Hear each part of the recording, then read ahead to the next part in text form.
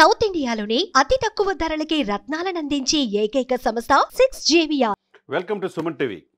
4 రోజులు ఆంధ్రప్రదేశ్కి ముఖ్యమంత్రి పవన్ కళ్యాణ్ అంటే చాలామంది ఉలిక్కి పడుతున్నారు.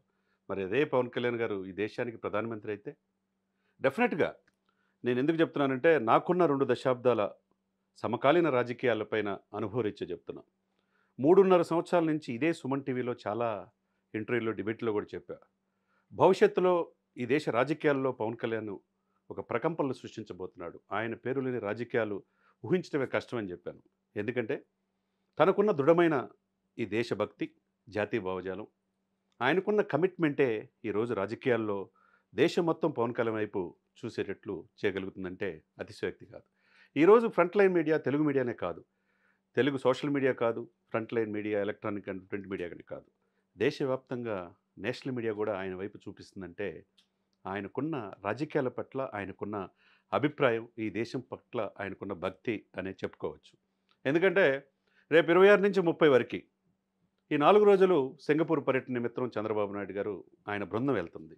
మరి ఇన్ఛార్జ్ సీఎంగా పవన్ కళ్యాణ్ గారు రాబోతున్నాడు అనే తలకి చాలామంది ఉలిక్కి పడుతున్నారు. ఆయనకి ముఖ్యమంత్రి పదవి కాదు, అంతకు మించి భవిష్యత్తు భారత ప్రధానమంత్రిగా ఎలా కాగలడు అనేది నాకున్న అనుభవరీత్యా డెఫినెట్గా చెప్తున్నాను. దానికి ఒక 10 కారణాలు ఉన్నాయి.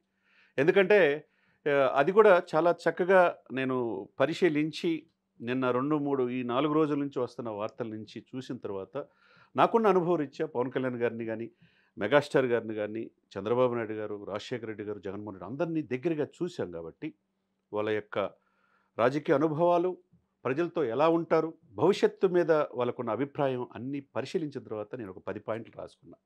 సుమన్ టీవీ వీక్షకులకు, తెలుగు ప్రజానికానికి, దేశంలో ఉన్న తెలుగు ప్రజలకే కాకుండా 145 కోట్ల జనాభాకి, ప్రపంచవ్యాప్తంగా ఉన్న తెలుగు వాళ్ళకి కూడా పవన్ కళ్యాణ్ గారు ఏ విధంగా దేశానికి ప్రధానమంత్రి కాగలడు నా 10 పాయింట్లు చెప్పగలుగుతా. ఎందుకంటే బహుభాషా కోవిదుడు పివి నరసింహారావు గారు 12 భాషల్లో చాణక్యుడిగా మనం చూసాం. దేశంలో అస్తవ్యస్తమైన ఆర్థిక వ్యవస్థని గాడిలో పెట్టిన వ్యక్తి. ఈ దేశానికి ప్రధానమంత్రి మన్మోహన్ సింగ్ లాంటి వ్యక్తి ఆర్థిక నిపుణుడు కూడా పరిచయం చేసిన వ్యక్తి. అటువంటి పివి నరసింహారావు తర్వాత 6 భాషల్లో ప్రావీణ్యత ఉన్న పవన్ కళ్యాణ్ భవిష్యత్తులో భారతదేశానికి ప్రధానమంత్రి కాబోతున్నాడు. దానికి కారణం, ఫస్ట్ కారణం చెప్తాను నేను.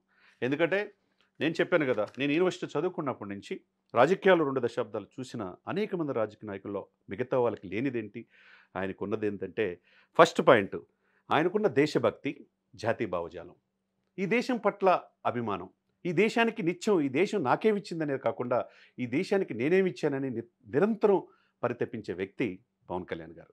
సినిమాలే 40 సినిమాలు కూడా చేయలే, కానీ స్టార్డమ్ ఇప్పటికీ కంటిన్యూ అవుతుంది. ఒకవైపు హరిహర వీరమల్లు రిలీజ్ కాబోతుంది ప్రపంచవ్యాప్తంగా, ఇంకోవైపు ఓజీ, ఇంకొక వైపు ఉస్తాద్ భగత్ సింగ్. సినిమాలు ఒకవైపు, రాజకీయాలు ఒకవైపు. కట్ చేస్తే అస్తవ్యస్తమైన ఆంధ్రప్రదేశ్ని 1 ఇయర్లోనే గాడిలో పెట్టారు. వరల్డ్ రికార్డు సాధించి 12,336 గ్రామాల్లో గ్రామ సభలు పెట్టాలన్న ఆకాంక్ష ఆయనకే వచ్చింది. చంద్రబాబు నాయుడు గారు ఆశ్చర్యపోయారు తనకున్న 4.5 దశాబ్దాల అనుభవరీత్యా. ఇటువంటి స్నేహితుడిని నాకున్నట్టు నేను అదృష్టం అని చంద్రబాబు నాయుడు గారు పలు సందర్భాలు చెప్పారు. మరి ఫస్ట్ దేశభక్తి, జాతీయ భావజాలం ఆయనకు మెండు. రెండోది దేశ ప్రజలకు సేవ చేయాలన్న ఆకాంక్ష. నిత్యం ప్రజలకు ఏదో ఒకటి చేయాలి, to do something our society. మనం అందరం పుడతాం, చనిపోతాం.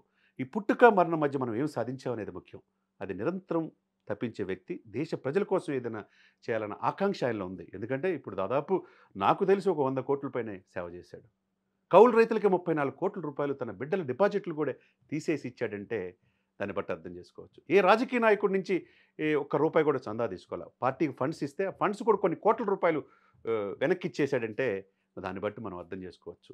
స్వలాభాపేక్షల రాజకీయ నాయకుడు కాబట్టే దేశ ప్రధాని మోదీ గారు కూడా, ప్రపంచ దేశాలు మన్ననలు పొందే మోదీ గారు కూడా ఈయన పవన్ కాదు తుఫాన్ అన్నాడు. కాబట్టి స్వార్థం లేకుండా 100 కోట్ల రూపాయలు ఇప్పటివరకు దానం చేశాడు. ముఖ్యంగా 2024-25 చూసుకుంటే 20 crores ఉభయ తెలుగు రాష్ట్రాల్లో ప్రజలకి, పేదవాళ్ళకి, కష్టాల్లో ఉన్న వాళ్ళకి, సైనికులకి, అనాథలకి చేశాడంటే మరి ఇటువంటి నాయకుడు మనం చూసామా? లేదు కదా. కాబట్టి దేశ ప్రజలంటే సేవ చేయాలనే గుణం ఆయనకు ఉంది.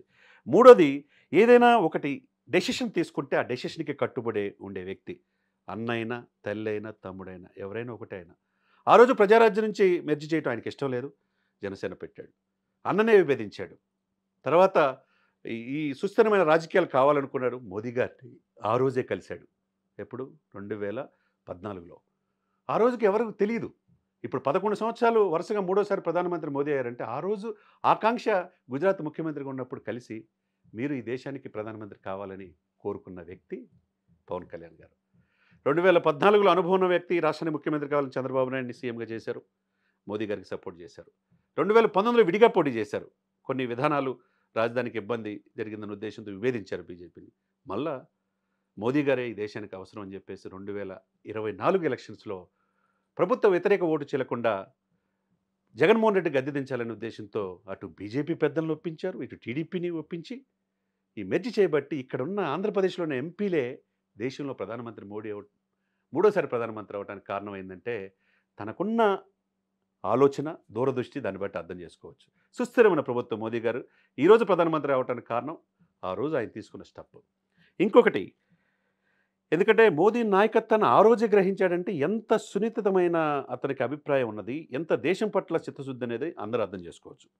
నాలుగోది సనాతన ధర్మం.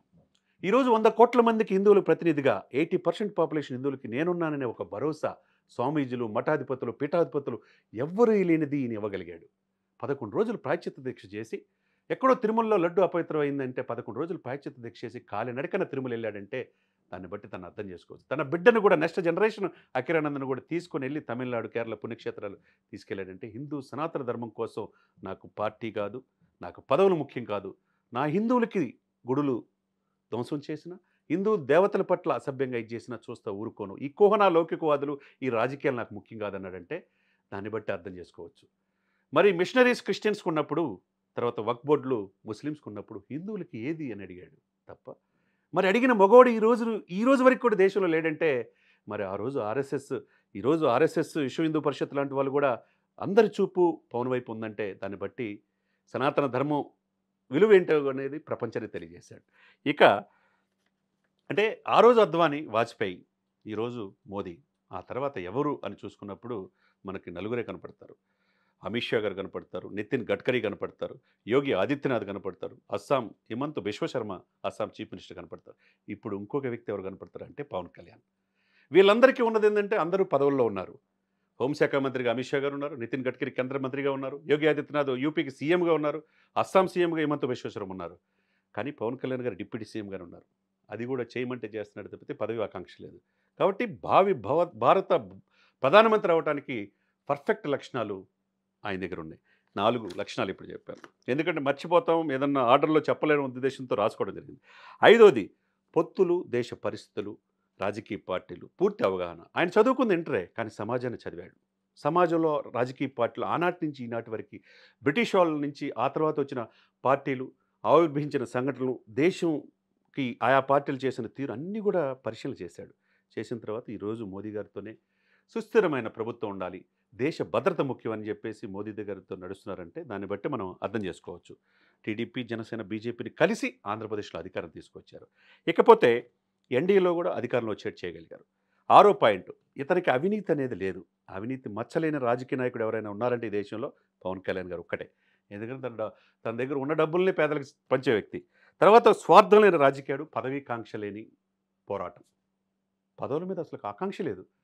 భవిష్యత్తులో దాదాపు 15 సంవత్సరాలు చంద్రబాబు నాయుడు ముఖ్యమంత్రి కావాలని కోరుకున్నారు. ఈ దేశానికి ప్రధానమంత్రి మోదీ గారే ఉండాలంటున్నాడంటే దాన్ని బట్టి అందరూ పదవుల కోసం వస్తారు రాజకీయాల్లో. ఈయన పదవులు కాదు, దేశ ప్రజలు, రాష్ట్ర ప్రజల భవిష్యత్తే ముఖ్యం. ఇంకొకటి 7వది, ఇతనికి పివి నరసింహారావు గారు మనం చెప్పాను నేను ఇందాక, బహుభాషా కోవిదుడు, 12 భాషల్లో ఉన్న అపర చాణక్యుడు. దేశాన్ని ఈరోజు ఆర్థిక వ్యవస్థలో జపాన్ కూడా దాటి 4th ప్లేస్లో వచ్చిందంటే కారణం పివి నరసింహారావు సంస్కరణ. ఈ రోజున 6 భాషల్లో నైపుణ్యం ఉన్న వ్యక్తి పవన్ కళ్యాణ్ గారుగా మనం చూసుకోవచ్చు. ఆయన అర్హతలు ఏంటంటే, ఇక 7వది నేను ఇందాక చెప్పినట్టుగా అమిత్ షా, దేశానికి is the trouble shooter. Modi గారిని అన్నీ కూడా చక్కబెట్టే వ్యక్తి. ఆ తర్వాత ఈ నాయకుల సరసన ఈ రోజున అనతి కాలంలో చేరాడంటే ఎన్డీఏలో, మరి ఆ రోజు ఒక్క ఎమ్మెల్యేగా కూడా లేడు ఆయన. ఉభయ తెలుగు రాష్ట్రాల నుంచి 2024 ఎలక్షన్లో ఎవరిని పిలిచారు? ఒక్క పవన్ కళ్యాణ్ గారిని మోదీ గారు పిలిచారంటే ఆయనకి దేశం పట్ల ఎంత చిత్తశుద్ధి ఉందో ఆ రోజే గ్రహించారు మోదీ గారు. మరి ఆయన చెప్పిన మాట వినబట్టి, టీడీపీతో పొత్తు పెట్టుకోబట్టి ఆ సీట్లో, ఎంపీ సీట్లు, ఆంధ్రప్రదేశ్ సీట్లే కేంద్ర ప్రభుత్వం అధికారంలో రావడానికి కారణం ఏంటంటే దాన్ని బట్టి ఏ స్థాయిలో వెళ్ళాడో అర్థం చేసుకోవచ్చు. ఇకపోతే తొమ్మిదవది, దక్షిణాది నాయకులకి మొదటి నుంచి కూడా అది కాంగ్రెస్ కావచ్చు, ఏ పార్టీలు కావచ్చు, చిన్న చూపు చూస్తున్నారు. పివి నరసింహారావు గారిని కూడా కాంగ్రెస్ చిన్న చూపు చూసిందనేది పలుదఫాల్లో మోదీ గారు కావచ్చు, చాలామంది నాయకులు చెప్పారు.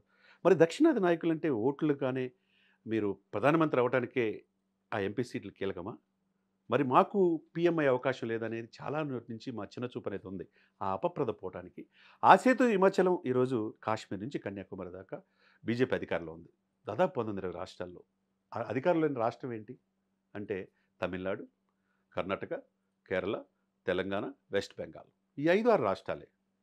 అంటే ఈ 5 రాష్ట్రాల మీద, దక్షిణాది రాష్ట్రాల మీద దృష్టి పెట్టింది బీజేపీ. ఈ దక్షిణాది రాష్ట్రాల్లో ఎవరు ట్రబుల్ షూటర్ కనపడుతున్నాడంటే ఒక పవన్ కళ్యాణ్ ఒక్కడే. కాబట్టి పవన్ కళ్యాణ్ గారికి మొన్న హిందూ సమాజం మొత్తం దానికి మురుగన్ సమావేశానికి ఆయన చీఫ్ గెస్ట్గా పిలిచిన, మహారాష్ట్ర ఎలక్షన్స్కి వెళ్ళినా, ఎక్కడికి వెళ్ళినా 100% స్ట్రైక్ రేట్. విశ్వాస మిత్రుడుగా అటు ఆర్ఎస్ఎస్ కావచ్చు, విశ్వ హిందూ పరిషత్ కావచ్చు, ఏబీపీ కావచ్చు, ఎన్డీఏ కావచ్చు, బీజేపీ కావచ్చు, అందరికీ ఎవరు కనపడుతున్నారంటే దక్షిణాది మోదీగా పవన్ కళ్యాణ్ గారు ఆవిర్భవించారు. మరి ఎన్నాళ్ళు ఉత్తరాది నుంచే ప్రధానమంత్రి అయ్యే ఇది కాకుండా దక్షిణాది నుంచి ప్రధానమంత్రి అయితే ఈయన కూడా రేపు టైం అయిపోతుంది అంటున్నారు. ఈ పీరియడ్ 2029 దాకా ఈయన ఉన్న తర్వాత ఆఫ్టర్ ఎవరు అంటే కనపడేది ఎవరంటే ఒక వినపడుతుంది దక్షిణాది రాష్ట్రాల నుంచి ఒక్క పవన్ కళ్యాణ్ గారు మాత్రమే. కాబట్టి ఆయనకు అన్ని లక్షణాలు ఉన్నాయి. ఇంకొకటి లాస్ట్ 10 ఆసేతు హిమాచలం. నేను ఇందాక చెప్పాను, ఆసేతు హిమాచలం మొత్తం బీజేపీ సక్సెస్, కానీ దక్షిణాదిలో పాగా వేయలేకపోతుంది. పాగా వేయలేకపోవటానికి కారణాలు ఏంటి, అక్కడి నుంచి ఎటువంటి నాయకత్వం కావాలని చూస్తే ఒక పవన్ కళ్యాణ్ గారు ఆయన కనపడుతున్నారు. ఏది మోదీ గారికి కావచ్చు, బీజేపీకి కావచ్చు, ఆర్ఎస్ఎస్ పెద్దలు కావచ్చు. కాబట్టి బహుభాషా కోవిదుడు, ఒకవైపు ప్రజల్లో చరిష్మా ఉంది, ఒక సినిమా నటుడిగా ఈ రోజు కూడా ఆయనకి ఆ స్టార్డమ్ ఏం తగ్గలేదు. ఇంకొక కమిట్మెంట్ ఉన్న వ్యక్తి. నేను ఎప్పుడు చెప్తుంటా, పవన్ కళ్యాణ్ లక్షణం మిగతా వాళ్ళకి లేదంటే ఓర్పు, నేర్పు, చేర్పు, కూర్పు, ఇవన్నీ కలిస్తే ఒక స్థితప్రజ్ఞుడు అవుతాడు. ఆ స్థితప్రజ్ఞుడే పవన్ కళ్యాణ్ గారు. కాబట్టి భావి భారత ప్రధానమంత్రిగా పవన్ కళ్యాణ్ గారు 100% ఈరోజు సుమన్ టీవీలో చెప్తున్నాను చూడండి, భవిష్యత్తులో భారత ప్రధానమంత్రిగా పవన్ కళ్యాణ్ గారు డెఫినెట్గా ప్రమాణ స్వీకారం చేస్తారనేది 100% సత్యం.